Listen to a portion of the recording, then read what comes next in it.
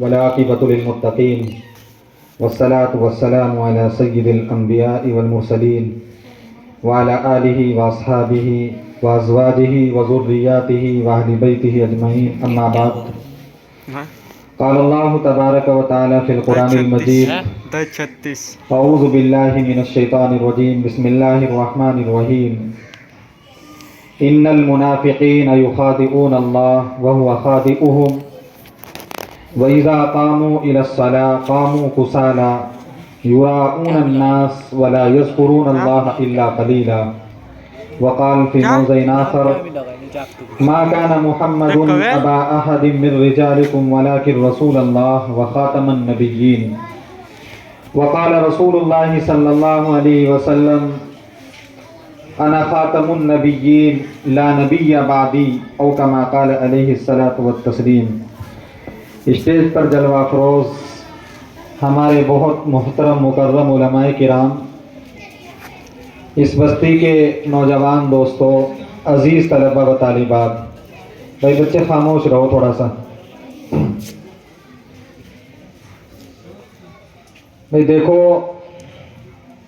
آپ کا یہ آج کا پروگرام بہت اہم پروگرام ہے، بہت اہم کیسے ہے کہ اس پروگرام کی نسبت اللہ کے نبی صلی اللہ علیہ وسلم سے ہے۔ ظاہر ہے آپ نے سب نے سنا ہے کہ اللہ اگر نبی کو نہ بھیجتے تو یہ زمین و آسمان، یہ دنیا نہ بنائی جاتی۔ اور نسبت بڑی چیز ہے۔ آپ ایک تھان لے کپڑے کا، اس کپڑے کے تھان سے ایک جوڑا اپنے لیے سلوا لیں اور اسی میں سے ایک قرآن پاک کا جزدان سلوا دیں۔ دونوں کے مقام و مرتبے میں زمین و آسمان کا فرق ہو جاتا ہے۔ جو جوڑا آپ اپنے لیے سلواتے ہیں اس کو نکال کر کے مشین میں دھلتے ہیں، پانی جہاں چاہے چلا جاتا ہے، میل کچیر باہر چلا جاتا ہے، اور ان کپڑوں کو جہاں چاہے پھینک دیتے ہیں۔ جب تک پہننے کے قابل رہتے ہیں استعمال کرتے ہیں، جب وہ بوسیدہ ہو جاتے ہیں تو ان کو گھر میں پوچھا وغیرہ لگانے کے استعمال میں لایا جاتا ہے، پھر ان کو کوڑی وغیرہ پہ ڈال دیا جاتا ہے۔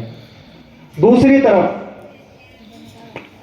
جس کپڑے کا آپ نے جزدان بنایا ہے یا بنوایا ہے، جب اس کو دھلنے کی باری آتی ہے تو اس کے پانی کی بھی حفاظت کی جاتی ہے۔ اس کے پانی کو نالیوں میں نہیں بہایا جاتا، بلکہ ایسی جگہ پر ڈالا جاتا ہے جہاں کسی کے پاؤں نہ پڑتے ہوں۔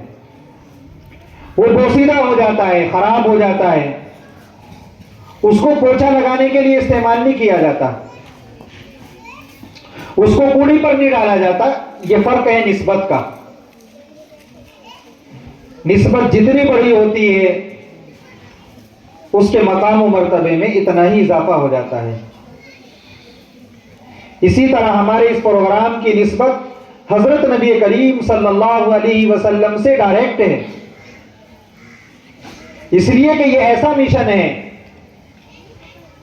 یہ ایسا ٹارگیٹ ہے کہ رسول اللہ صلی اللہ علیہ وسلم کی ذات گرامی سے جڑا ہوا ہے۔ انسان کا جو جسم ہوتا ہے اس کے دو حصے ہوتے ہیں، ایک بدن اور دوسرے روح۔ بدن کو اللہ تبارک و تعالیٰ نے مٹی سے پیدا فرمایا ہے۔ اب جب اس کو مٹی سے پیدا فرمایا ہے تو اللہ تبارک و تعالیٰ نے اس کی غذاؤں کا انتظام بھی مٹی سے فرمایا ہے۔ آپ جو بھی چیز کھاتے ہیں، جو بھی چیز پہنتے ہیں، جو بھی چیز استعمال کرتے ہیں، ان سب کا تعلق زمین سے ہوتا ہے۔ کوئی بھی ایسی چیز نہیں ہے کہ انسان جو چیز استعمال کرتا ہو، انسان کا بدن، اس کا تعلق ڈائریکٹلی یا انڈائریکٹلی زمین سے نہ ہو۔ دوسری طرف ایک روح ہوتی ہے، روح اس کا تعلق اللہ تبارک و تعالیٰ سے ہوتا ہے۔ اور جب اس کو غذا کی ضرورت پیش آتی ہے تو اللہ تبارک و تعالیٰ ہی اس کا انتظام فرماتے ہیں۔ اب روح میں جو سب سے اہم چیز ہے وہ عقیدہ ہے۔ ہم ساری زندگی گزار لیں، عقیدہ ہمارا خراب ہو تو یہ ہماری جو دنیا ہے یا ہماری آنے والی جو زندگی ہے آخرت کی، وہ بالکل بیکار ہو جاتی ہے۔ دوسری طرف چند لمحوں کی زندگی ہو، چند لمحوں کی زندگی ہو، لیکن عقیدہ صحیح ہو، ایمان صحیح ہو، درست ہو، وہ چند لمحوں کی زندگی ہمارے لیے دنیا میں بھی نافع ہوتی ہے اور آخرت میں بھی کامیابی یقینی ہوتی ہے۔ صحابہ کے واقعات آپ نے سنے کہ ایک صحابی رسول صلی اللہ علیہ وسلم نے ایمان قبول فرمایا، ایمان قبول فرماتے ہی ایک بھی نماز نہیں پڑھی، ایک بھی روزہ نہیں رکھا، کوئی بھی نیک عمل نہیں کیا، جنگ میں گئے، شہید ہو گئے تو اللہ نے ان کے لیے جنت کا راستہ آسان فرما دیا، جنت کے فیصلے فرما دیے۔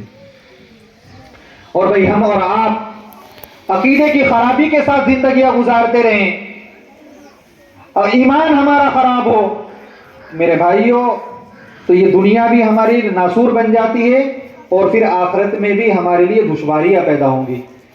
اس لیے سب سے اہم جو ضرورت ہے، سب سے جو پہلی چیز ہے جس کو صحیح کیا جائے، وہ اپنے عقیدے کی درستگی ہے۔ اپنا عقیدہ درست کرنا ہے، اپنی آنے والی نسلوں کا عقیدہ درست کرنا ہے اور اس کے لیے اسباب پیدا کرنے ہیں۔ کیا عقیدہ ہے سب سے اہم؟